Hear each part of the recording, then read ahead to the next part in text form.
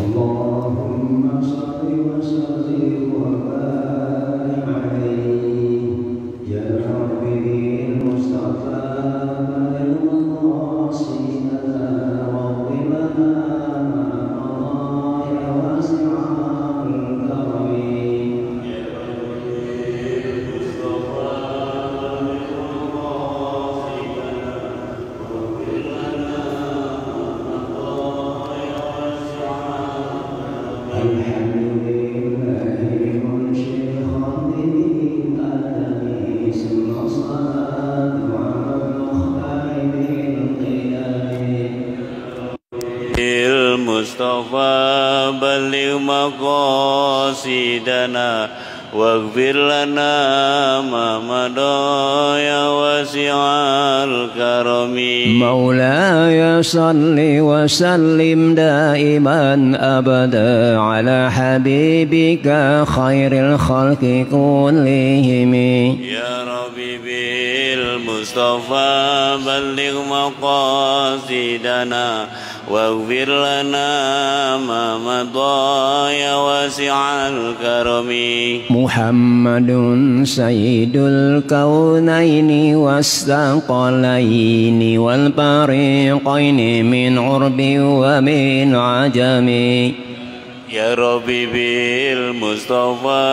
بلغ مقاصدنا واغفر لنا ما مضى يا واسع الكرم نبينا الآمر النهي فلا أحد أبر في قول لا منه ولا نعم يا ربي بالمصطفى بلغ مقاصدنا واغفر لنا ما مضى يا واسع الكرم هو الحبيب الذي ترجى شفاعته لكل حول من الأحوال مقتحم يا ربي بالمصطفى بلغ مقاصدنا واغفر لنا ما مضى يا واسع الكرم اللهم صل وسلم وبارك عليه.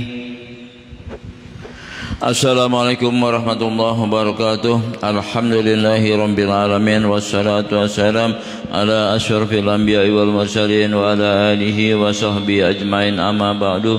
Yang sama-sama kita muliakan guru kita Al-Ustaz Dr. Helmi Yusuf, bapak-bapak hadirin jamaah Masjid Anwar yang dimuliakan Allah Subhanahu wa taala.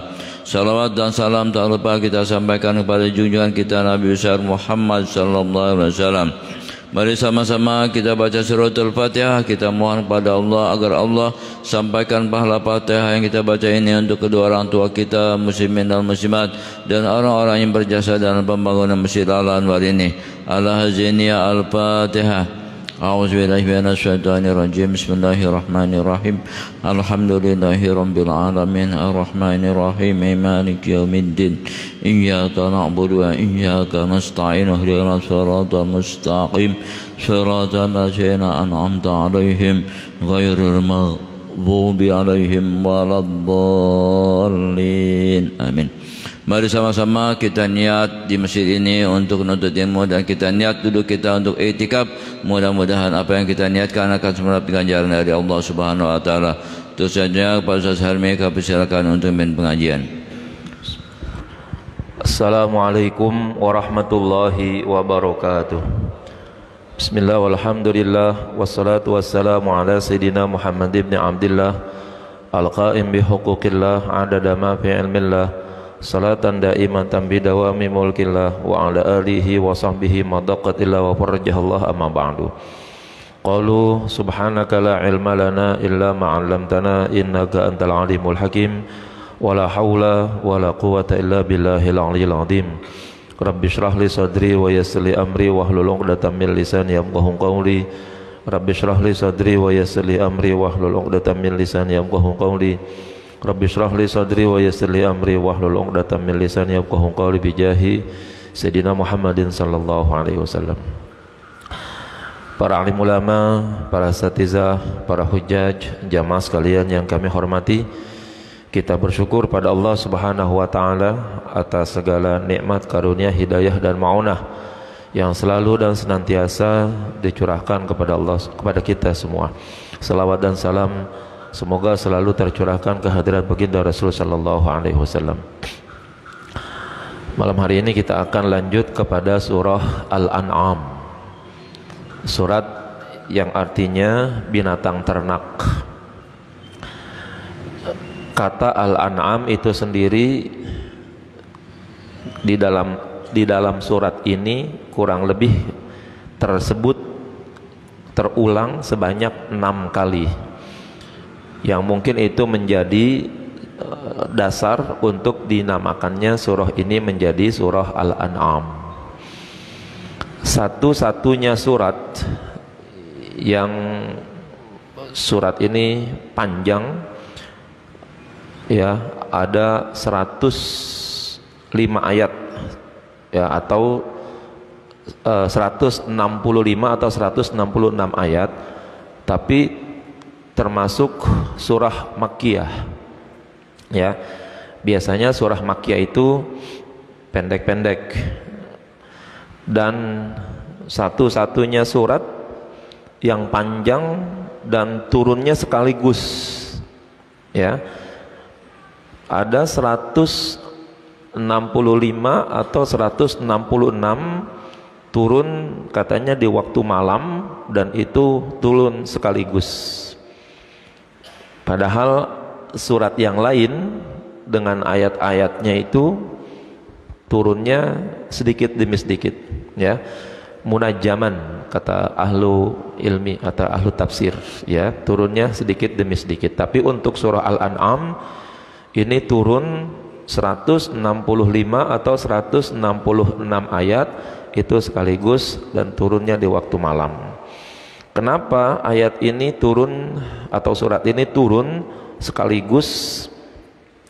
Itu diantaranya adalah untuk memberikan atau mengakomodasi, kira-kira begitu, terhadap keinginan orang-orang musyrik yang menginginkan Al-Quran itu turun secara totalitas, secara keseluruhan, sebagaimana turunnya Taurat dan Injil kepada Nabi Musa dan Nabi Isa. Jadi Nabi Musa dan Nabi Isa itu turun surat atau turun Injil dan Tauratnya itu udah dalam bentuk tertulis, ya. Dan satu-satunya nabi yang wahyunya itu turun secara sedikit demi sedikit, ya, munajjaman, itu adalah Nabi Muhammad, dan tidak pada media tertulis, ya, tidak pada media tertulis, ya. Nabi mendapatkan wahyu, ya, kemudian Nabi menghafalkannya, lalu kemudian oleh Allah melalui Jibril diberitahukan ayat ini adalah menjadi ayat sekian pada surat ini, tuh, ya. Maka Nabi nanti mengurutkannya begitu. Berbeda dengan surat Al-An'am ini, itu turunnya sekaligus dari ayat 1 sampai ayat 165 atau 166. Ketika turun ayat ini diiringi oleh kurang lebih 70.000 malaikat, ya. Surat ini, surah Al-An'am, turun di malam hari, diiringi turunnya oleh 70.000 malaikat. Menurut Jalaluddin As-Suyuti di dalam kitab lain yang juga mengarang kitab ini, menjelaskan bahwa bumi saja ikut bergetar, katanya, ya. Bumi saja ikut bergetar ketika turunnya surah Al-An'am ini, gitu. Nah, kenapa sekali lagi ayat ini turun sekaligus? Orang-orang musyrikin itu menghendaki sebagaimana kitab-kitab Taurat dan Injil dan kitab yang lainnya berbentuk suhuf, ya, termasuk Zabur, suhuf Nabi Musa, suhuf Nabi Ibrahim itu turun sekaligus.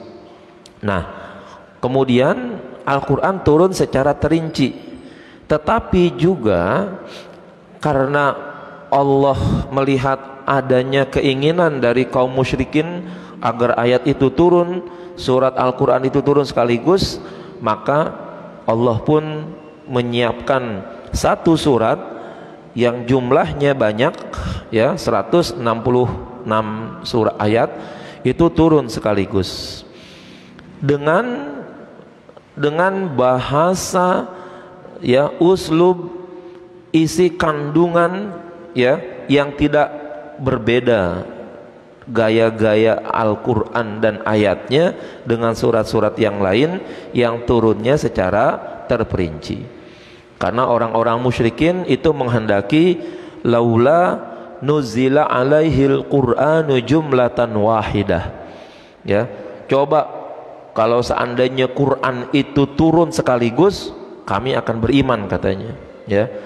Orang musyrik sama orang munafik kan begitu, ya, selalu saja mancing-mancing Nabi dengan perkara-perkara yang kadang-kadang sulit, tetapi setelah Nabi bisa menyelesaikannya, bilang, oh itu sihir tuh, ya, untuk kemudian seolah-olah dialah yang menang, padahal itu adalah menutupi rasa malu atas kekalahannya terhadap Nabi atau terhadap Al-Quran, ya.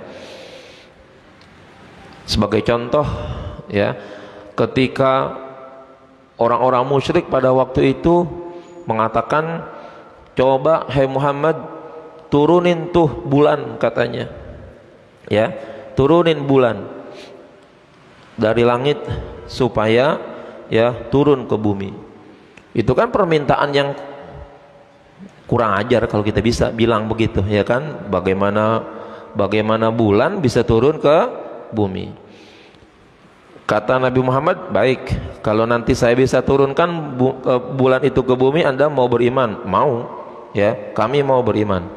Satu lagi permintaan kami, bulan yang turun ke bumi harus terbelah dua, ya, jangan bulat begitu. Kalau bulan bulat begitu sih nggak heran kami, katanya. Wah, permintaannya makin susah. Tapi akhirnya Allah buktikan tuh, betul Tuhan Allah turunkan bulan, ya, pecah belah dua, katanya satu masuk ke baju lengan kanan, satu masuk ke lengan kiri, keluar menyatu kembali naik ke atas. Dan itu terjadi di waktu siang, dimana pada waktu itu yang namanya siang kan bulan kagak kelihatan biasanya kan, yang kelihatannya bulan itu malam. Tapi setelah bulan itu menyatu kembali, dibilang, oh Muhammad gila, Muhammad penyihir, pantesan aja dia bisa turunin bulan, dia bisa belah bulan jadi dua. Padahal tadi mintanya supaya Tuhan, supaya Allah atau supaya Nabi Muhammad bisa menurunkan bulan, tapi bulan turun langsung Nabi Muhammad dicap sebagai penyihir. Nah, begitu juga ketika ditanya tentang surat dalam Al-Quran, kenapa turunnya terinci sedikit demi sedikit? Oh, Anda mau yang sekaligus? Mau yang sekaligus, maka Allah turunkan surah Al-An'am sekaligus. Apakah kemudian setelah turunnya surah Al-An'am sekaligus orang musyrikin beriman? Ya kagak, ya, orang musyrikin nggak beriman, hanya sekedar ingin tahu saja, ada nggak bukti bahwa Al-Quran itu ayat-ayatnya yang turun secara global, secara sekaligus, ya, diturunkan secara sekaligus. Tetap saja, ya, orang kafir, orang musyrik itu pada ayat ini dikatakan wal tsummal ladzina kafaru birabbihim ya'dilun, katanya begitu, ya. Jamaah sekalian, hubungan ayat ini dengan ayat sebelumnya, yaitu surah Al-Maidah, itu paling tidak punya ketersambungan antara akhir dengan awal. Akhir surah Al-Maidah yang kita baca kemarin itu mengandung berbagai macam pujian, ya, baik yang dilakukan oleh Nabi Isa maupun yang Allah sendiri atas memuji dirinya, Ya, pada beberapa ayat terakhir itu Nabi Musa mengatakan kata-kata subhanak, ya, maha suci engkau, ya, la a'lamu ma fi nafsi wa la a'lamu ma fi nafsik. Saya cuma tahu yang ada pada diri saya tidak mengetahui yang pada dirimu. Itu kan pengakuan Nabi Musa akan kelemahannya. Kemudian Nabi Isa bilang lagi, innaka anta 'allamul ghuyub wa anta 'ala kulli syai'in syahid. Kemudian pada akhir ayat disebutkan lagi, lillahi mulkus samawati wal ar, dengan sebutan akhir ayat ini dengan wa huwa 'ala kulli syai'in qadir. Itu merupakan pujian-pujian surat Al-Maidah, ya, menutup ayat-ayatnya dengan bentuk-bentuk pujian-pujian kepada Allah Subhanahu wa taala. Nah, pujian tersebut itu jangan-jangan diduga oleh orang, ya. Sebagian orang mengatakan, oh, Allah itu terpuji baru. Kapan terpujinya? Semenjak Nabi Isa memuji, gitu, ya. Semenjak Nabi Isa memuji. Kalau Nabi Isa enggak memuji, Allah mah enggak terpuji, ya. Atau sebelum Nabi Isa dulu Allah tuh enggak terpuji. Nah, maka pada ayat surah Al-An'am itu ingin membuktikan bahwa terpujinya Allah bukan saja semenjak zaman Nabi Isa, tetapi lebih jauh daripada itu, bahwa Allah telah menjadikan dirinya sebagai zat yang maha terpuji itu semenjak diciptakannya langit dan bumi. Maka ayat ini, ya, seolah-olah ketersambungan daripada surah Al-Maidah. Misalnya, lillahi mulku samawati wal ar wa ma fihinna wa huwa 'ala kulli syai'in qadir. Lalu itu pujian kepada Allah. Di surah Al-An'am diikuti lagi dengan pujian berikutnya dengan alhamdulillahilladzi khalaqas samawati wal ar wa ja'ala zulumati wan nur wa ja'ala zulumati wan nur. Pujian dengan kata-kata alhamdulillah itu dari kapan mulainya? Oh, dari alladzi khalaqas samawati wal ar. Allah yang memuji yang menciptakan langit dan bumi. Dengan kata lain, kalau begitu terpujinya Allah bukan semenjak zaman Nabi Isa saja, atau Allah tidak terpuji ketika sebelum Nabi Isa, tetapi Allah menyatakan dipujinya Allah, keterpujiannya Allah itu sudah dari semenjak, ya, diciptakannya langit dan bumi. Kan kalau baru diciptakan langit dan bumi, ya, itu bumi belum ada yang menduduki pada waktu itu, belum ada makhluk yang Allah tempatkan di bumi itu. Tetapi pada waktu itu Allah sudah menjadi zat yang terpuji. Siapa yang memujinya?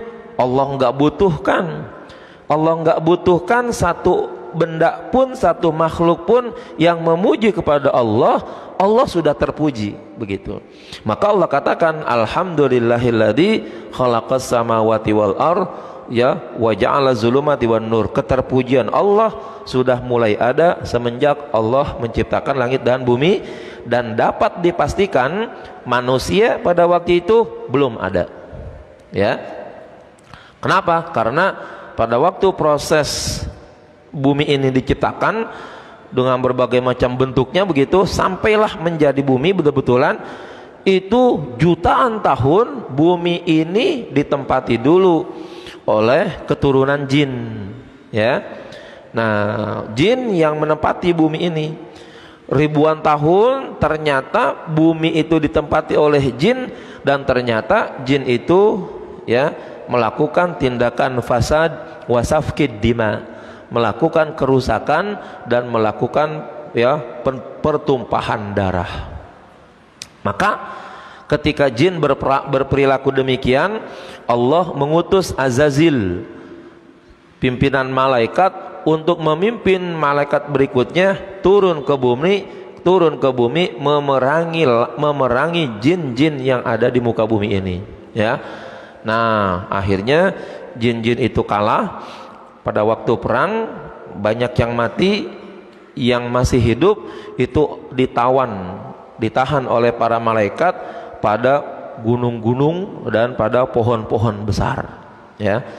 Jadi kalau kita merasa kalau di gunung itu rasanya angker begitu, kalau ngelihat pohon gede itu rasanya merinding, kagak enak begitu, ya memang dari dulu Allah sudah memerintahkan para malaikat untuk menahan jin-jin yang tidak terbunuh itu ditawan di pohon-pohon besar tersebut.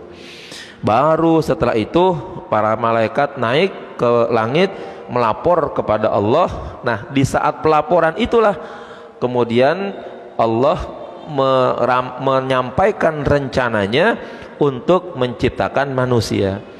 Wa idh qala rabbuka lil malaikati inni ja'ilun fil ardi khalifah. Itu bumi udah jadi, udah lama, udah ditempati oleh jin terlebih dahulu dalam jangka ribuan tahun. Baru setelah itu Allah berkehendak untuk menciptakan Adam. Adam diciptakan pasti tidak di bumi, walaupun masih diragukan apakah diciptakan di surga atau di luar surga, ya. Pastinya udah Adam diciptakan. Kemudian setelah itu Allah bilang silahkan kamu dan istrimu ya tinggal di surga, ya. Wa qulna ya Adamu uskun anta wa zaujukal jannah. Kata mufasir, kalau orang disuruh masuk surga, oh berarti kalau begitu belum masuk surga gitu, ya. Saya datang ke rumah Bang Haji Huzail gitu, ya, masih di sekitar rumahnya. Dari dalam dipanggil, ayo masuk sini. Berarti saya ada di luar kalau begitu, ya. Saya ada di luar. Kalau saya udah duduk di rumahnya, udah dituangin teh, dibilang begini, ayo masuk, ya percuma, ya kan. Nah berarti katanya Adam diciptakan di luar surga untuk kemudian Allah perintahkan masuk ke surga. Di surga ada larangan untuk tidak mendekati pohon, tetapi itu yang dilanggar oleh Adam. Baru kemudian Adam turun ke muka bumi. Ini udah lama bumi diciptakan, keterpujian Allah udah lebih daripada itu. Nah inilah ya hubungan antara surah Al-Maidah dengan surat Al-An'am, ya. Kemudian yang terakhir, kenapa nama surat ini adalah disebut dengan Al-An'am? Itu menurut para alim ulama bahwa pada masa lalu katanya ada kebiasaan orang-orang musyrik yang memberikan hak prerogatif untuk menghalalkan dan mengharamkan apa yang mereka mau, ya. Binatang ini kalau begini cirinya haram, binatang ini kalau begini bentuknya haram, tuh begitu, ya. Kemarin kita udah ceritakan berbagai macam onta tuh, ya. Ontanya onta juga, tapi anehnya kalau ciri-cirinya begini jadi haram, ciri-cirinya begitu jadi haram. Sementara onta yang lain ya itu halal, padahal onta-onta juga gitu, ya. Nah itu gaya-gaya seperti itu banyak dilakukan oleh orang musyrik tuh, ya. Nah yang kedua, isi secara global ayat ini yang pertama ingin menunjukkan adanya keesaan Allah Subhanahu wa taala, ya. Kemudian untuk mengecam akan perilaku orang-orang kafir, ya, yang tidak mau atau yang menutupi kebenaran, kemudian ingkar kepada keesaan Allah serta tidak mau syukur kepada Allah. Itu kira-kira sebagian kecil daripada ringkasan isi surah Al-An'am. Baik, sebagai pengantar demikian. Kita mulai. Bismillahirrahmanirrahim, dengan menyebut nama Allah yang Maha Pengasih, Maha Penyayang. Di atasnya dijelaskan surah Al-An'am Makkiyah, ya. Berarti turunnya yang pertama bisa jadi di Mekah, yang kedua dimaksudkan adalah ayat yang atau surat yang turun sebelum Nabi hijrah. Nah, dikecualikan ada ayat yang turunnya di luar Mekah pada ayat wa ma qadarullaha haqqa qadrih dan qul ta'alau, ya. Ada kurang lebih 3 ayat yang bukan masuk dalam kategori ayat Makkiyah. Jumlah ayatnya dikatakan mi'atun wa khamsun aw situn wa situna ayat, ya, 165 atau 166 ayat. Mengawali surat ini Allah memuji dirinya sendiri dengan sebutan alhamdulillah, ya. Alhamdu wa huwal wasfu bil jamil tsabitun lillahi, ya. Alhamdu segala puji, wa huwal wasfu bil jamil, yaitu menerangkan dengan hal-hal yang baik, hal-hal yang indah. Tsabitun lillahi, pujian itu tetap, ya, kokoh menjadi milik Allah. Wahalil muradu al-i'lam bidzalika lil imani bihi awi tsana'u bihi au huma. Ketika Allah mengucapkan alhamdulillah melalui firman-Nya ini maksud daripada alhamdulillah itu apa, ya? Katanya yang pertama al-i'lam, ya, bidzalika lil imani bihi, untuk memberitahukan agar makhluk beriman kepada Allah, ya, bahwa Allah itu ada, bahwa Allah itu esa, bahwa kepada Allah, ya, manusia harus melakukan penyembahan dan pemujian kepadanya. Atau sekedar as-sana'u bihi, ya, sekedar Allah memuji pada dirinya, ya. Au huma, atau dua-duanya. Allah menghendaki, ya, daripada kata alhamdulillah itu sebagai bentuk pujian bagi diri Allah, atau, ya, agar makhluk beriman kepada wujudnya Allah Subhanahu wa ta'ala, keberadaan Allah Subhanahu wa ta'ala. Ihtimalatun, ya, mengandung beberapa makna, mengandung beberapa pengertian. Ufiduha tsalitsu, ya, kalau saya, kata pengarang kitab ini, ingin mengatakan bahwa yang benar itu adalah yang ketiga. Yang ketiga apa? Huma, yaitu dua-duanya. Tadi dikatakan, apakah faidah ayat ini untuk beriman kepada Allah? Satu, atau memuji diri Allah sendiri, atau dua-duanya. Dua-duanya beriman kepada Allah dan memuji kepada Allah. Pengarang kitab yang kita baca itu mengatakan bahwa saya lebih cenderung untuk mengatakan dua-duanya, ya. Jadi kata alhamdulillah itu dimaksudkan untuk menyatakan keimanan kepada Allah, ya, agar makhluk beriman kepada eksistensi wujudnya Allah. Kemudian, ya, memuji kepada Allah Subhanahu wa ta'ala. Apakah Allah sendiri yang memujinya, atau kita sebagai makhluk yang kenal kepada Allah memuji kepada Allah?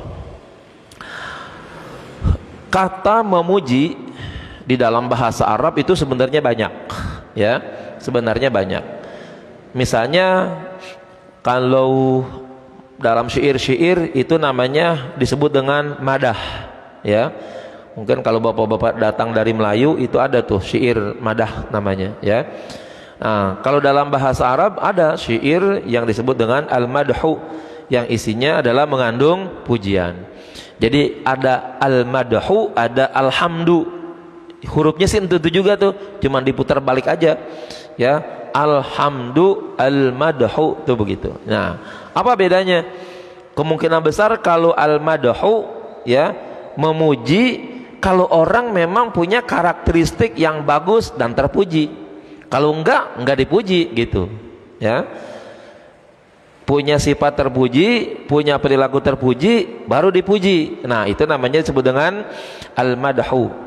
Atau yang kedua, orang tersebut dipuji karena orang tersebut memang memberikan sesuatu, ada nilai yang diberikan, kemudian si penerima sesuatu itu memujinya, ya. Haji Huzail ngasih sesuatu sama saya, ngasih duit, ngasih baju. Saya bilang sama orang-orang, oh, Haji Huzail orangnya bagus banget, hebat banget, dia baik banget sama saya dikasih duit, saya dikasih baju. Padahal belum tentu sama orang lain dia begitu, ya.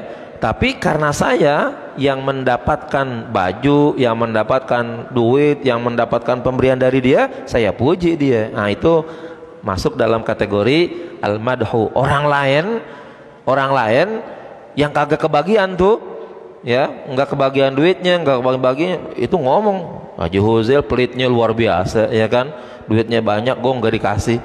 Jadi orang lainnya kagak kebagian malah mencela dia, tapi saya yang dapat memuji dia. Buat Allah yang demikian nggak bisa, karena Allah menggunakan kata alhamdu. Sudah seharusnya, nah gitu, sudah seharusnya Allah menurunkan apapun kepada hamba, hamba harus memujinya dengan pujian yang baik, karena dibalik apa saja yang Allah kasih kepada hamba itu mesti ada nilai baiknya. Ya, kita dikasih rezeki bentuknya duit boleh, badan sehat bisa jadi, istri, anak, itu namanya rezeki. Kita bilang alhamdulillah. Terus kalau kita ketimpa musibah, ya, bagi orang yang beriman dengan kelas iman yang semakin membaik, seharusnya ketika dia mendapatkan musibah itu nggak boleh mengeluh. Kalau bisa bilang alhamdulillah. Kalau bisa nih, kalau belum bisa itu pertanda imannya masih ke bawah tuh kalau begitu. Ya, mendapatkan musibah bisa bilang alhamdulillah, oh itu imannya udah sangat luar biasa. Tapi kalau ya secara umum Al-Quran juga mengajarkan, Nabi juga mengajarkan, kalau kena musibah nyebutnya biasanya innalillahi wa inna ilaihi rajiun. Itu awam dah tuh semua begitu. Nah, orang yang udah naik di atas innalillah itu dia menyebutnya alhamdulillah. Kenapa? Ketika orang terkena musibah, satu itu adalah bentuk perhatian Allah kepadanya. Kan cakep kalau orang diperhatiin, ya kan? Hebat kalau orang diperhatiin. Kalau orang udah gak ada diperhatiin, Allah cuekin aja, masa bodoh amat kita sama kita, udah nilainya mah nggak enak, ya, nggak bagus. Yang paling bagus punya Tuhan, lalu Tuhannya memperhatikan. Nah, salah satu perhatian dari Allah kepada kita itu adanya ujian tadi itu kepada kita, ya. Kita diuji betul enggak nih imannya, iman yang murni kepada Allah, ya. Maka diuji iman kita, ujinya dengan berbagai macam bentuk musibah dan lain sebagainya. Mestinya ketika itu Allah memperhatikan kita, kita yang mengetahui bahwa kita diperhatiin sama Allah, itu harusnya bilangnya adalah alhamdulillah. Yang kedua, dari adanya ujian, cobaan, musibah, itu semua dosa, ya, Allah ampuni. Enggak perlu beristighfar, enggak perlu baca doa-doa, dosa itu akan terangkat melalui adanya musibah tersebut. Kan enak kalau begitu. Orang yang membaca istighfar apa pasti diampuni sama Allah? Belum tentu, ya, karena ada dosa yang memang tidak bisa diampuni oleh Allah melalui istighfar. Salah satunya adalah harus diturunkannya musibah, ya. Nah, maka ketika terjadi musibah itu adalah bagian daripada proses diampuninya dosa-dosa yang tidak bisa diampuni melalui istighfar. Kalau dosa diampuni itu anugerah namanya. Maka ketika turun musibah harusnya bilang alhamdulillah gitu. Kira-kira kalau bini kita mati kita bisa bilang gitu alhamdulillah? Hah? Wah. Pas bini mati depan orang banyak ngomong alhamdulillah bini gua mati katanya. Ya kan, orang gebugin, ya kan, mertuanya marah-marah, mampus lu katanya, punya mampus sialan katanya, ya kan, bininya mati bilang alhamdulillah. Nah, si suami ini sih imannya kuat, ya, imannya udah hebat, udah di atas innalillah, dia masih bisa tuh bininya mati bilangnya alhamdulillah. Tapi orang sekitar imannya masih innalillah gitu, ya. Pas dia bilang bininya meninggal alhamdulillah bini saya mati gitu, wah yang lain ribut sama dia, kurang ajar loh katanya, laki apaan bini meninggal bilangnya alhamdulillah. Nah, ya tuh. Nah, ini kita untuk melatih diri, bisa enggak tuh, ya, jiwa kita ketika Allah turunkan musibah masih bisa nyebut alhamdulillah. Berat emang, karena yang biasanya selama ini kita sebut nyebut alhamdulillah itu kan kalau kita lagi girang, ya, dapat duit, dapat sehat, ya kan, nah baru kita bilang alhamdulillah. Kalau kita dapat musibah nggak ada orang yang bilang alhamdulillah. Nah, kadang pada peringkat dan kalangan orang tertentu saja yang memahami arti musibah tersebut, itu adalah yang bisa menyebut alhamdulillah. Padahal ya Allah banyak menjanjikan di balik musibah itu ya adanya fadilah-fadilah dari Allah Subhanahu wa taala. Dan satu yang perlu diingat, tidak ada satu ujian pun yang tujuannya untuk menurunkan kedudukan manusia. Ya. Dulu bapak-bapak mungkin sekolah dah, ya. Itu yang namanya sekolah untuk turun kelas atau naik kelas. Naik kelas, ya. Semua ujian mulai dari TK dah, kalau sekarang kan lagi ramenya TK tuh. Dari TK ada ulangan, SD begitu juga ada ujian akhir, SMP, SMA sampai di perguruan tinggi, S1, S2, S3 itu ada ujiannya. Nah, ujian itu nggak ada ya ujian penurunan kelas. Ada yang begitu?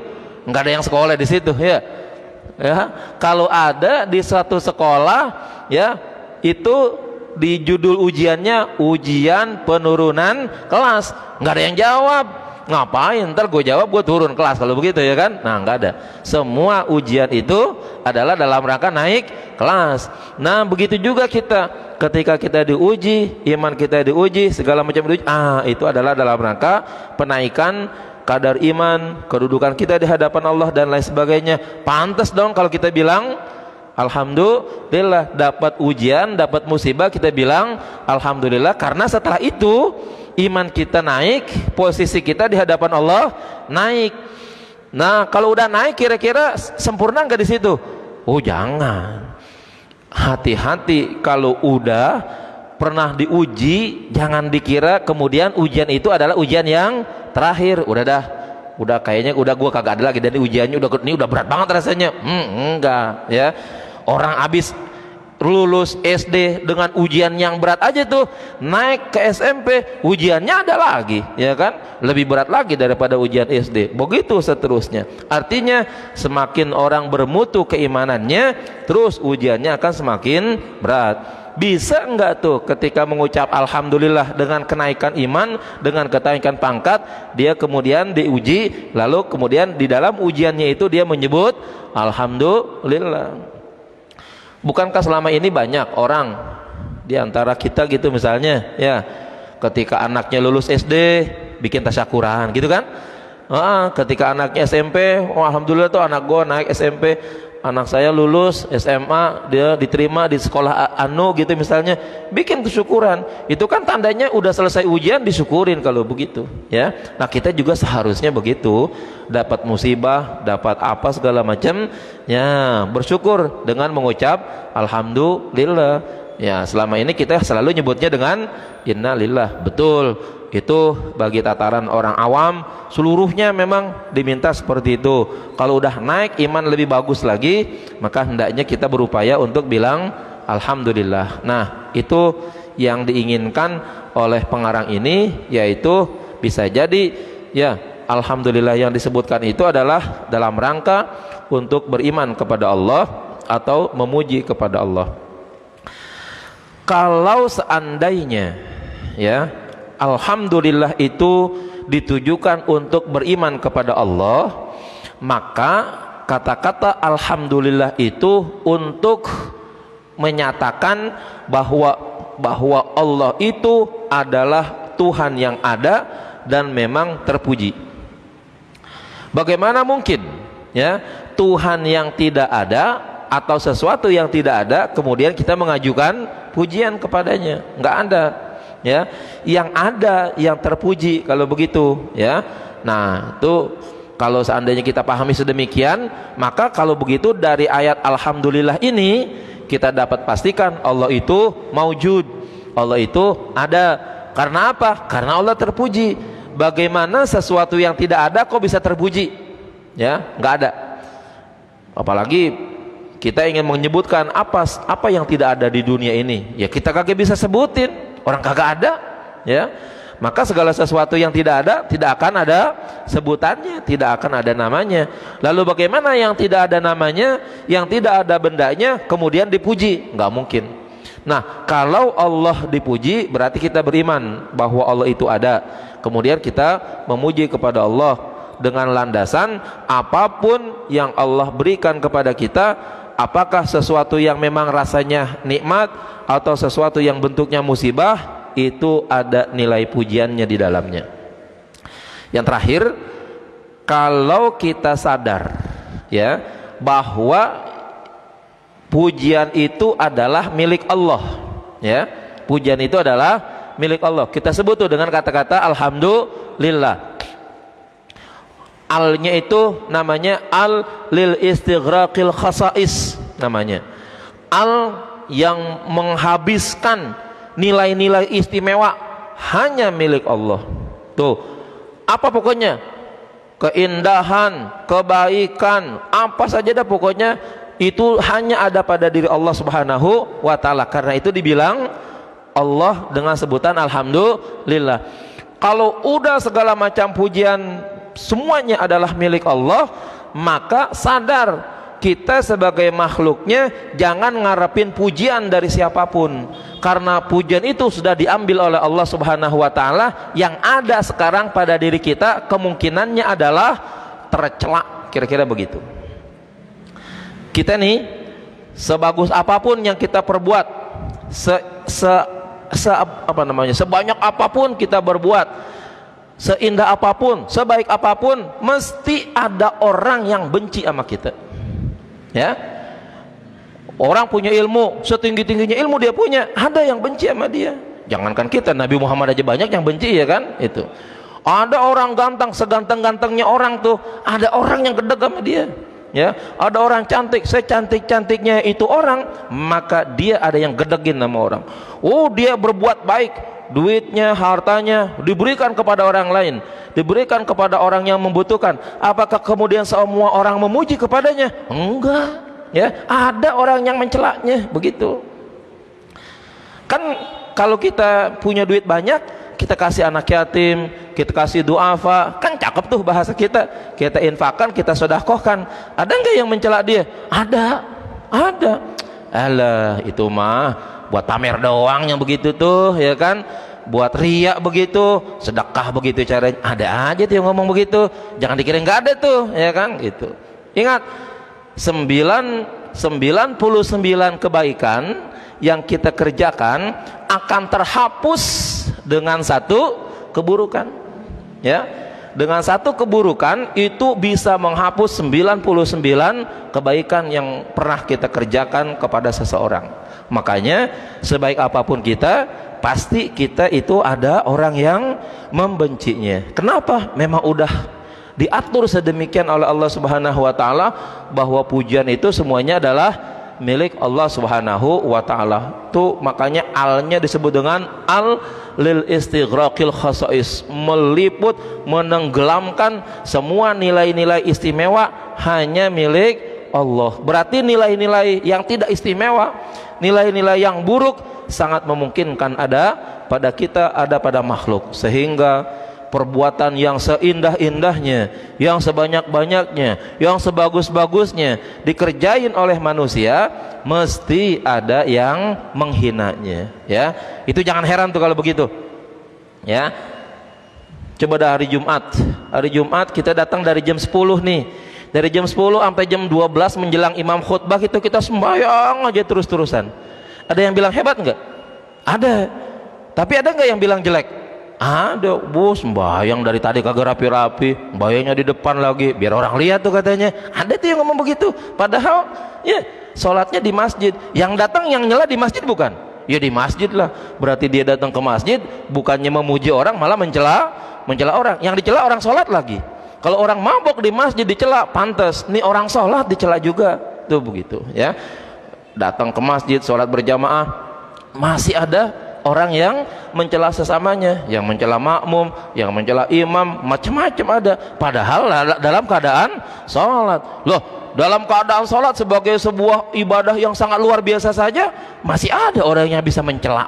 Nah, disitulah bukti bahwa sesungguhnya sehebat apapun perbuatan manusia akan selalu ada celah, orang akan mencelaknya. Nah, kalau kita sadar bahwa pujian itu adalah milik Allah, semuanya milik Allah, cacian buat kita kalau ada 1-2 orang yang mencela kita, pantas ya, wajar. Perlu marah enggak? Jangan. Ya, jangan. Baru dia yang mencela gitu aja, ya kan? Yang lain insya Allah memuji saya, kita kira gitu aja dah, ngamanin diri kita gitu, biar jangan emosi, ya. Nah, kalau udah bisa kayak begitu, sadar bahwa memang pujian itu milik Allah, cacian milik kita. Nah, kita sadar, oh iya, saya adalah orang yang pantas untuk dicaci maki, untuk dihinakan, bahasa sekarang untuk dibully. Nah, udah, kalau udah bisa begitu, udah aman. Kembali lagi bahwa pujian itu hanya adalah milik Allah Subhanahu wa ta'ala. Wallahu a'lam bishawab. Al-Fatihah.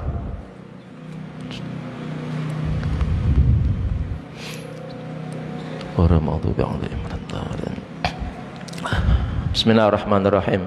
Alhamdulillahirabbil alamin. Allahumma shalli ala sayidina Muhammad wa ala ali sayidina Muhammad. Allahumma rzuqna fahman nabiyyin hifzal mursalin siratal muqarrabin. Allahumma anfa'na bima 'allamtana wa 'allimna ma yanfa'una wa 'allimna ma jahilna. Allahumma ja'alna wa auladana wa banatina wa dhurriyyatina min ahli ilmi wal khair wa la taj'alna wa iyyahum min ahli syarri wa dhair wa aftah qulubana wa qulubahum wal 'arifin wahdina wa iyyahum siratal mustaqim siratal ladzina an'amta 'alaihim ghairil maghdubi 'alaihim waladdallin. Rabbana atina fid dunya hasanah wa fil akhirati hasanah wa qina adzabannar. Sallallahu ala sayidina Muhammad wa ala ali sayidina Muhammad walhamdulillahirabbil alamin. Mohon maaf. Assalamualaikum warahmatullahi wabarakatuh. Waalaikumsalam warahmatullahi wabarakatuh. Terima kasih kami ucapkan kepada Ustaz Dr. Hilmi Yusuf. Mudah-mudahan bermanfaat. Akhir kalam, wassalamualaikum warahmatullahi wabarakatuh.